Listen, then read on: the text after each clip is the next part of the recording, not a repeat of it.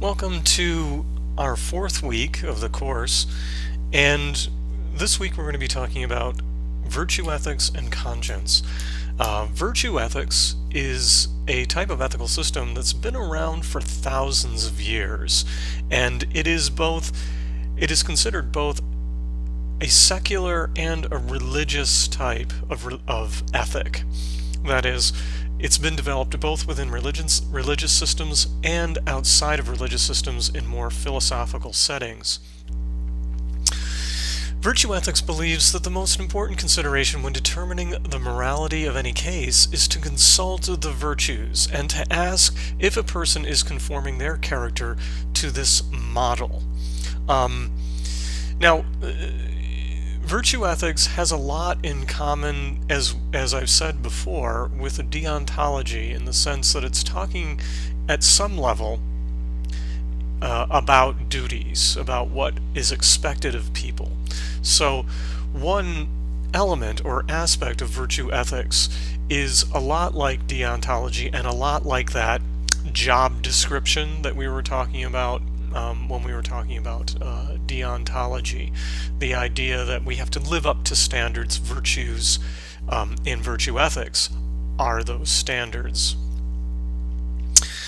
Virtue ethics really has three aspects.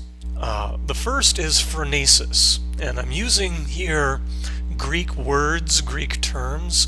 So from the original Aristotelian definition of virtue ethics, he used this term Phenesis to bring to light this idea of practical moral wisdom, how virtues apply to behavior. And in this way, we can talk about a virtue like honesty as something that applies to a behavior or an action that someone does. That was a very honest thing for Jane to do when she told everyone that, she had cheated on the test or something of this nature.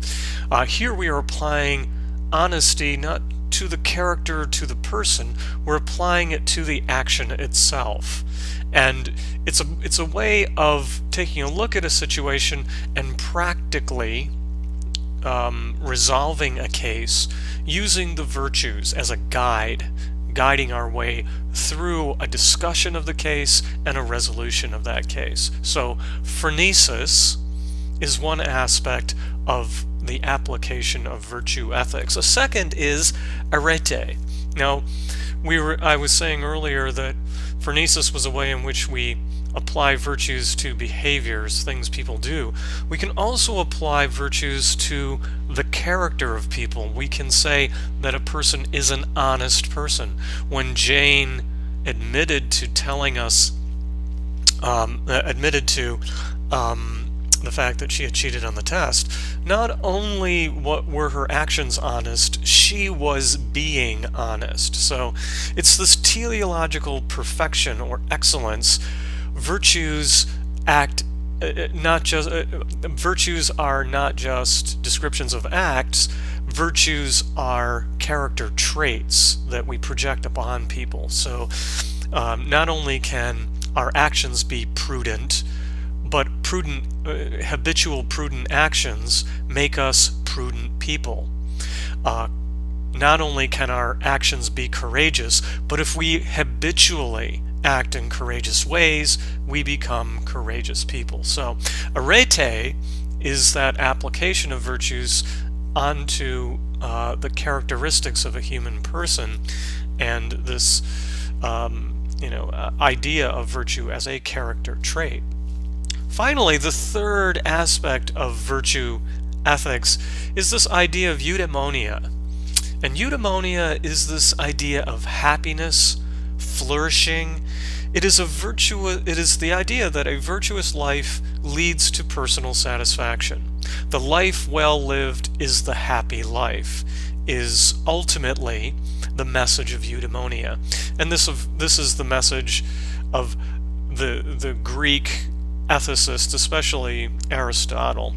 The idea of eudaimonia is virtue ethics and living the life of virtues is ultimately our route to happiness, because of course that is one of the very basic questions being posed by philosophers and posed to philosophers. What makes for a happy life? Ultimately, Aristotle asks the question, well, is it knowledge? Does knowledge make us happy?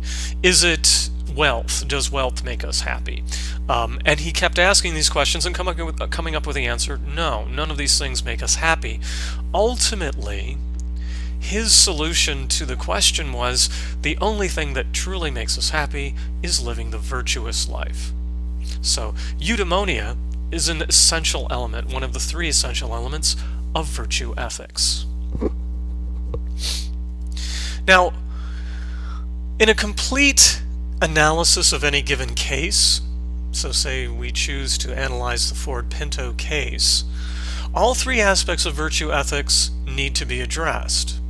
So we need to address phronesis. So first of all, we have to apply virtue to the practical behaviors and perceived intentions. So we would ask questions. Were the executives of Ford being honest? Were they being forthright with their information? Did they have good intentions? Did they have the benefit of the customers in mind, or was it only their own benefit? These sorts of questions are the questions we could bring to this case from the perspective of virtue ethics. The second thing is that we would then ask further the question about character. Are the people who are behaving in this way, do we know enough about them to say that these are honest people, or these are prudent people, or that these are courageous people, or just the opposite? You know, maybe some of these executives have demonstrated in the past that no, they aren't habitually making decisions based on the virtues, but are in fact people who do just the opposite. They in so many ways are living a vice-filled life, a life that is dishonest, that is cowardly, and in this way they're living a vicious or vice-filled life. That kind of analysis would then be done on this case.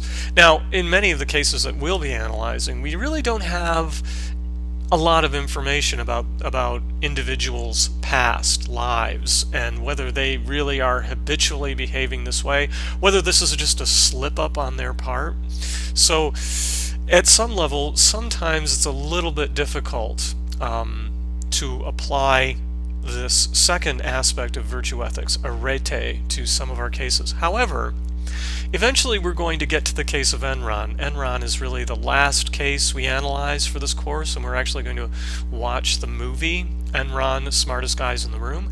And in this case, and in this movie, the producers do a great job of showing us that indeed there is a problem of character here. There is vice going on at Enron, and it's habitual.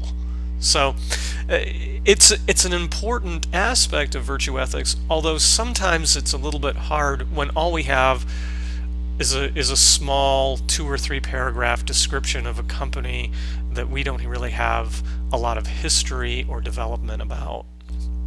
Thirdly, we would finally ask the questions of eudaimonia.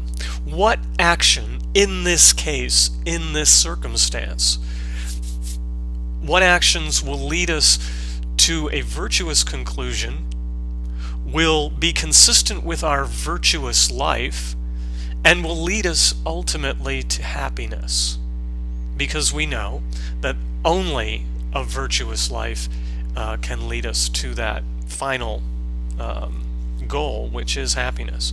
Now, speaking of eudaimonia in greater detail, the Greek word eudaimonia indicates a type of happiness that transcends mere pleasure or monetary gains and momentary giddiness. It is a long-term perspective. It's this idea of when I look back on my life near the end of my life, I can say I'm satisfied with the decisions I've made, generally speaking, and with the direction of my life, generally, that I have done good in the world and have not done great harm. It's not exclusively individual. It's intimately tied to one's status in the community. Again, it's this at the end of life, looking back on life and saying, I have made contribution to my community in a positive way. It's the capacity to look back with satisfaction on a life well lived, and even if that was marked by struggle and sacrifice and one's own personal pain. In fact, struggle and sacrifice may ascribe even greater meaning and satisfaction to a well-lived life.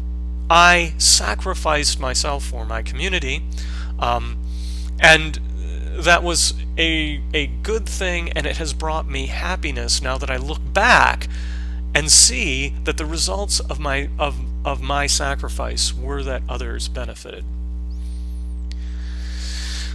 As I said earlier, short-term gains like profits, while certainly pleasurable, are never portrayed as the kinds of pursuits that necessarily lead to a long-term satisfaction, either for the profiteer or society as a whole. Now, in practice, virtue ethics is more like an art than a science. Now, we have talked about a number of systems, especially Kant's categorical imperative and utilitarianism, that were really developed during the Enlightenment, during the time when science was being raised as the queen of all of the academic pursuits in the university. And it was systems like virtue ethics that were being eclipsed by utilitarianism and Kant. Because these were more like arts, their application was vague and unclear, where utilitarianism and Kant, they were trying to make the results of moral deliberation much more scientific and exact and accurate. So this kind of system, and I would say this is something that ethics is beginning to realize once again, that ethics really isn't a science. It never is perfect. And there have been reams and reams and reams of papers written about utilitarianism and Kant, demonstrating just how flawed these systems are and just how vague they are, and that they're truly no more a science than any other system that's ever been developed in regards to ethics. So we might as well just kind of give up and realize that ethics is an art, not really a science. Other approaches to ethics that treat this task as an art are, systems like the common good, which we have really already studied, and this, of course, virtue ethics. The difference between the approaches are subtle but important. Scientific approaches assume there is only one correct ethical choice to be made in any given circumstance, whereas artistic approaches are more tolerant of other well-reasoned perspectives. Scientific approaches use a single infallible method to come to their conclusions, where artistic approaches recognize there are many different ways of analyzing an ethical dilemma, and that some cases lend themselves to a given method while others may be more amenable to being analyzed using other methods. Scientific approaches are more precise and conclusive, or at least they pretend to be. And artistic approaches are more vague and open-ended, recognizing that there are different ways, there are different perspectives on a case.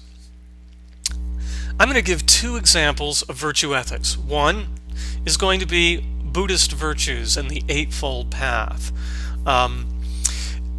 If one was a Buddhist, and maybe you are a Buddhist, you may have heard of the Eightfold Path, and the Eightfold Path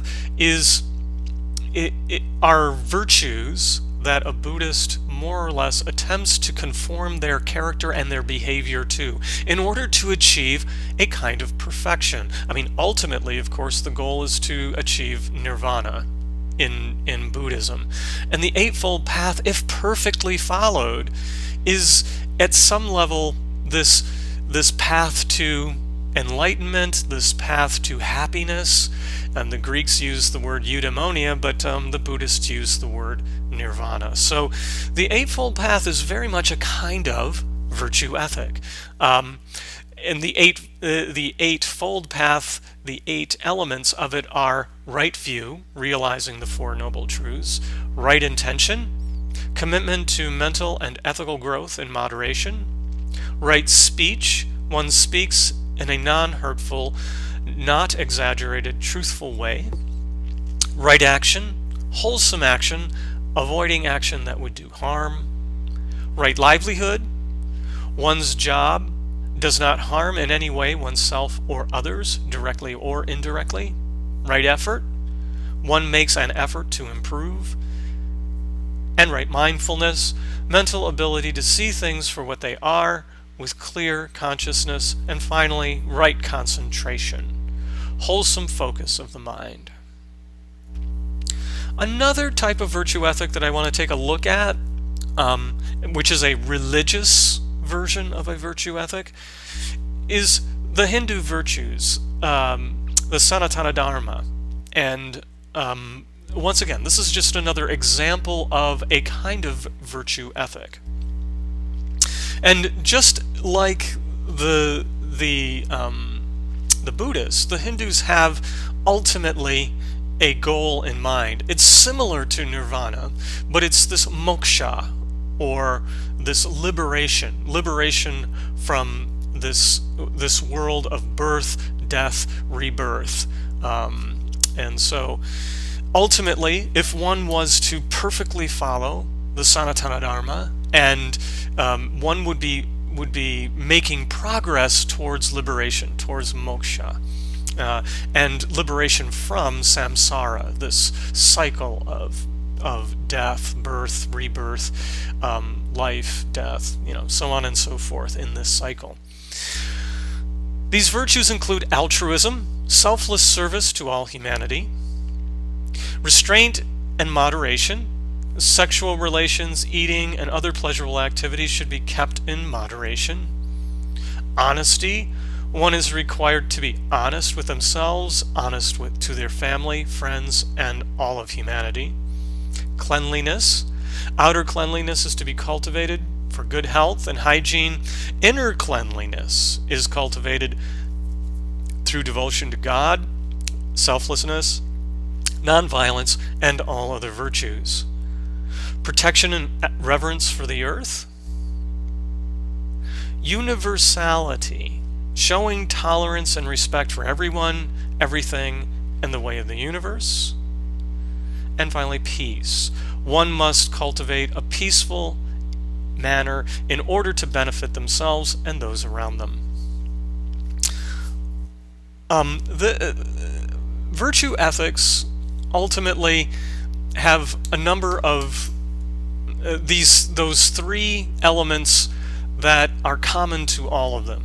This ability to practically apply a series of virtues, and here before you have the virtues of Hindu ethics. These are clearly very practical. For instance, cleanliness, very practical. Or honesty, a very practical sort of thing, very capable of being implemented in the daily life of any given person.